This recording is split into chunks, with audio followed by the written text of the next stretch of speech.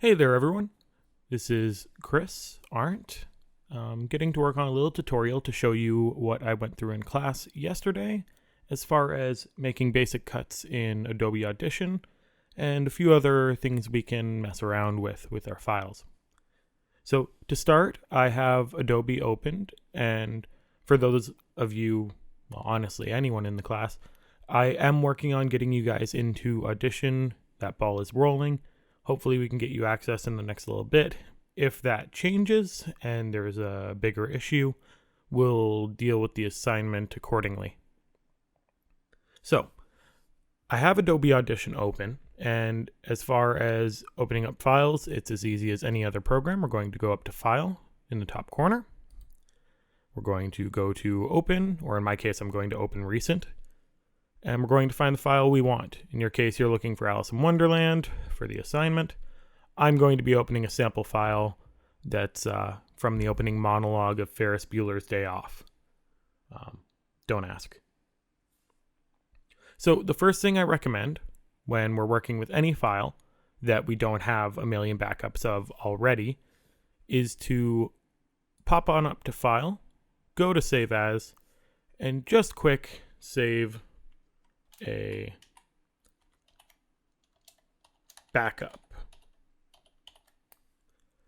Because if we make any changes to our file that we decide we don't like the next day, or our client decides they want something else changed, we at least have a backup we can go to and restore from there.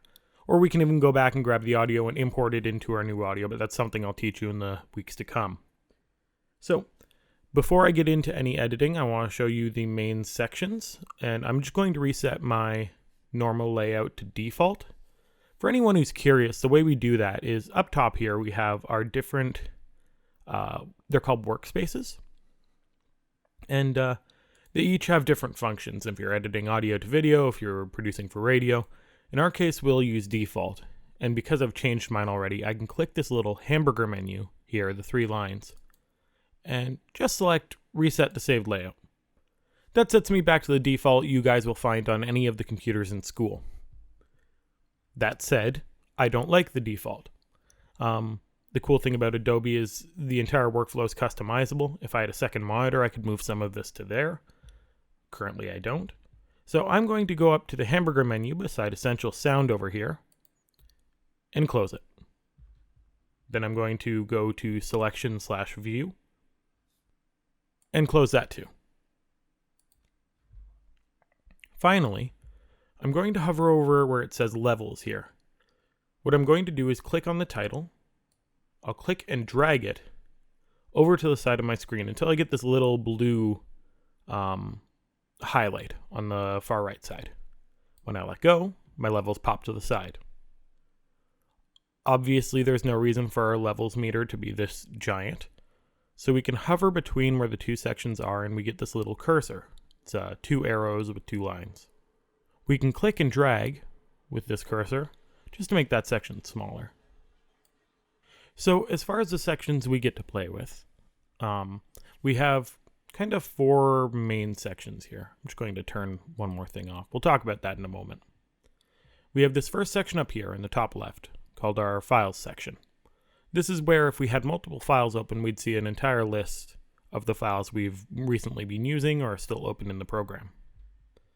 Below that we have Media Browser, and while I don't find Media Browser to be that useful, also under that head is what's called the Effects Rack, something else I'll talk about in the coming future.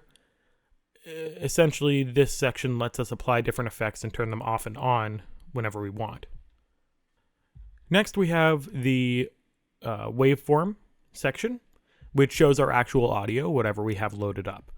In my case, I'm showing, well, I've got 2 main tracks here, the left ear audio and the right ear audio.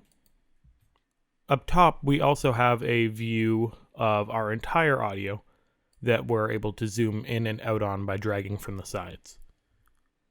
On the subject of zooming in and out, what we can also do is move around our playhead, this little red and blue line. We can use the plus and minus keys to zoom in and out on where our playhead is. Or, and I'm going to get into this, when we have something selected, we can use the plus and minus keys to zoom in and out on that selection, regardless of where our playhead is. Next, we have our play function buttons. Most of these are pretty self-explanatory. They move us to different key points, whether it's in a selection. We can fast forward and rewind. We can pause, we can stop, we can play. Play is also spacebar, as well as pause or stop, I forget which. Finally, we have the record button, which if I were recording my audio in this program as opposed to a different program, you would see that button being used.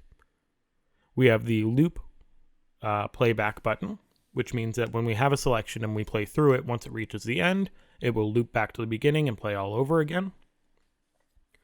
Finally, we have the skip selection button, which when we have something selected, we can play back from ahead of it, and it will skip that selection and go right to the next part that we don't have selected.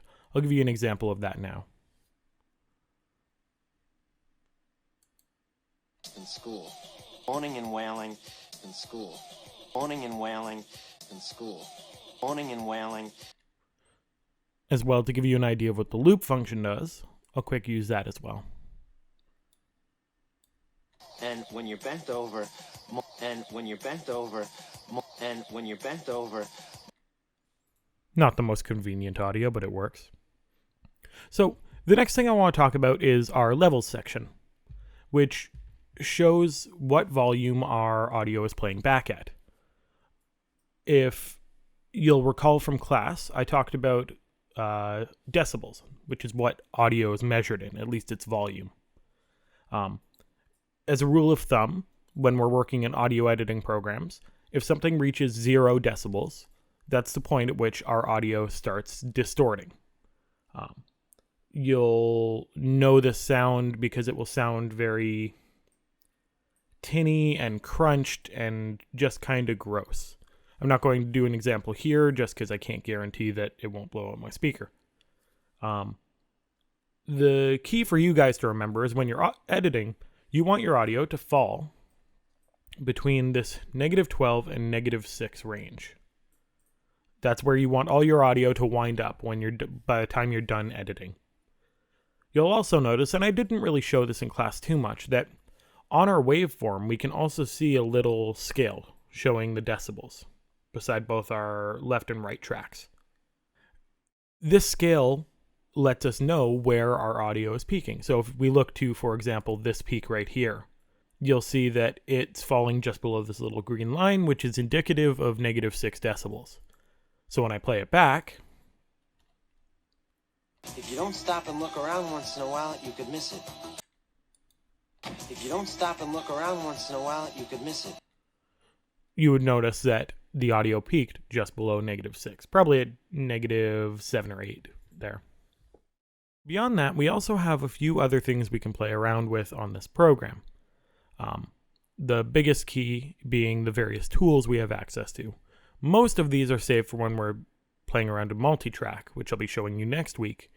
The one key tool that we have in Waveform Editor is this time selection tool, which I've already shown used a couple of times. But what it basically does is when we click and drag on our audio, we can select certain bits of the audio. Bits we don't want, bits we want to change, it doesn't really matter. The key is selecting it. So in this case, if I wanted to grab a sentence, a block of text, let's just play through and find something I like. The key to faking out the parents is the clammy hands. It's a good non-specific symptom. I'm a big believer in it. There we go. We'll just grab that entire first block. So there are lots of different things we can do when we have audio selected. The first and foremost, what we can do if we want to is just press the delete key and get rid of it. A lot of people will tell you that a good phony... In this case, I don't want to do that because I like this audio. Ferris Bueller is a great movie. So we're going to restore it. Please keep in mind that anything you do can be immediately undone by pressing Control Z or Command Z if you're on a Mac. Beyond deleting audio, we can also adjust the levels on this audio. So if I play back this selection, let's look over at the levels meter while it's playing. The key to faking out the parents is the clammy hands. It's a good non-specific symptom. I'm a big believer in it. The key to faking out the... So you'll notice that our audio is playing back at about -12. That's where the audio is peaking. So I might want to boost up my audio levels for this section. In fact, I'd want to for the entire track, but for argument's sake, we'll just do this section. There are two ways I can do this real easily. The first is if I know it's peaking at -12 and I want it to go up to, let's say, -9, I can just click this little number over here. This little number beside dB or decibels lets me specifically type in an adjustment I want to make. So if I put in 3, it goes up by 3 decibels. So now when I play it back, you'll see it come out closer to -9. The key to faking out the parents is the clammy hands. It's a good non-specific symptom. I'm a big believer in it. The key... Not perfect, but it's much closer to the ideal range that we want. The other way we can adjust audio, and I'm going to go for a more specific section, so let me just quick find one. The key to faking out the parents is the clammy hands. It's a good non-specific symptom. I like this. It's a good non-specific symptom section. So I'm going to highlight just that. It's a good non-specific symptom. It's a good non-specific symptom. You'll notice that right off the bat, it only peaks at -9 briefly. The rest of the time it hangs out around -12. So instead of typing in a specific adjustment, I can also grab this little circle here. Adjust amplitude, which is another word for volume or the height of your waveform. So I can grab that circle and just drag to the left or the right to increase or decrease the volume. So I'm going to drag to the right until that little number there says just around 3. There we go. So when I play that back, it's a good non-specific symptom. None of that audio really dipped below 12 for long enough for me to be worried about it. So now when I play back, the key to faking out the parents is the clammy hands. It's a good non-specific symptom. I'm a big believer in it. So one thing I'll point out is those of you with a keen ear might have noticed that my music in the background betrayed me. And this is why we don't tend to edit things that have multiple different layers in it in just one waveform. So what happened there was I edited this entire section and increased its volume. And so the music and the voice track both increased in volume. I then grabbed a more specific section of it and increased the volume again. In the case of the voice, which is the louder of these things, it increased it from -12 up to -9 decibels. However, the music, which is in the background and doesn't show up on the audio or on the levels meter, also went up in volume. So if I were to actually put this on top of a movie, you'd hear the volume on the radio suddenly go up. Sometimes this is more apparent than others, and in this case, we wouldn't want that, and thus we would edit this. We would edit the music track and the voice track separately normally. Again, something I'll be showing you next week. But for sake of argument, let's just stick with this.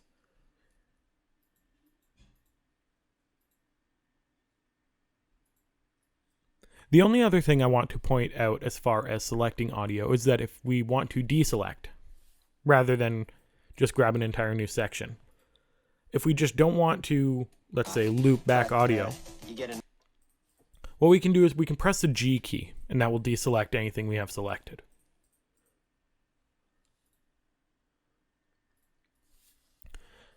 There's only a couple more things I want to show you. And the first is what's called a spectrogram. So that little box that I clicked on before up here is what's called our spectral frequency display, or what I call a spectrogram. And it's really bright and colorful and kind of confusing at first. What this shows, where the waveform shows our audio in volume, in decibels, The spectrogram shows our audio in hertz, or frequency. So stuff that's lower pitched shows up in this orange down below, and then stuff that's higher pitched, which there's less of in this audio, shows up in this purple and these brighter reds. So when something is low on the spectrogram, it's low pitched or bassy. When it's up near the top, it's high pitched or tinny. Most high pitched sounds, well, as you get older, you hear less and less of them, but once we hit a certain range, which is normally about 20,000, we can't even hear them. So the reason I'm showing you this is because I want to quick talk about an equalizer. So what I'm going to do is open up one in our effects rack, which is where we're going to apply effects in our waveform. So the first thing I'm going to do is in this top section here. First of all, if you haven't clicked effects rack over here, I need you to click it. Then we're going to go to this first number 1 section and click the arrow on the right hand side. We're going to go down to filter and EQ. EQ means equalizer. We're going to go to graphic equalizer 10 bands, which is our most basic equalizer. I say basic as multiple different settings pop up, and it might be a little confusing. The big thing to remember here is that these adjustment bars are showing us frequency. So on the far left side, we have our low frequencies or bass, and the far right side, we have our trebles. So if, for example, we wanted to add more bass to Ferris Bueller's audio, we could bump up our lower end. And what's cool about the effects, especially those in the effects rack, is that we can actually play back and listen to our effect as we're adjusting it. Clammy hands. It's a good non-specific symptom. I'm a big believer in it. So that might not be super apparent. It's hard to tell with my headphones on. So what I'm going to do is I'm going to adjust my range, which basically means the amount of change I can make. So before it was 32 decibels, now I've got 120 decibels to play with. So I'm going to really drive it home by adjusting the bass. Since I've increased the decibels of my bass, I'm also going to decrease my master gain, which is my main volume, just so that I don't blow out my speakers or your ears. So I'm going to play that back now. The key to faking out the parents is the clammy hands. Let's increase the gain. Not that pleasant, right? What I'm trying to show you is that if something comes out a little bit too bassy in your recording, you can bring down the bass. If something comes out a bit too tinny or trebly, you can bring down your high pitch. This is very, very often useful when you're interviewing multiple people or you have multiple voices in a piece, because not all the voices will mesh up that well, so you can make slight adjustments to kind of blend the sound a bit better. Ultimately, you'll come to use tools like this a lot more over time as you become more comfortable with them. I just want to get you familiar with the basic ideas. So as far as your basic assignment goes, I've shown you pretty much everything you need to cut the Alice in Wonderland audio. The only thing I have left to show you is how to fill stereo channels with mono sound, which I'll be showing you in the other tutorial video that I post today. I figure it works better as its own video because it's something that everyone will probably want to access, whereas this is a bit more in depth. So the key things to remember are that with your selection tool, you can select audio, you can increase and decrease its volume, you can delete it, and when you're playing back your audio and want to see if a cut is smooth, my biggest recommendation is move your playhead in front of it, turn on the skip selection tool that I pointed out earlier, and play. In a doctor's office. In a doctor's office. Obviously, that would not be the cleanest cut, but it proves my point. It shows us whether or not the audio we want to get rid of will make things sound weird. After all, what we're going for is natural sound. So that's pretty much all you need to know. If you do have any questions, you can always contact me at christopher.arndt1@mohawkcollege.ca. That email can be found all over. In fact, I'm going to post it on some sort of front page of our eLearn class so that you guys constantly have access to it.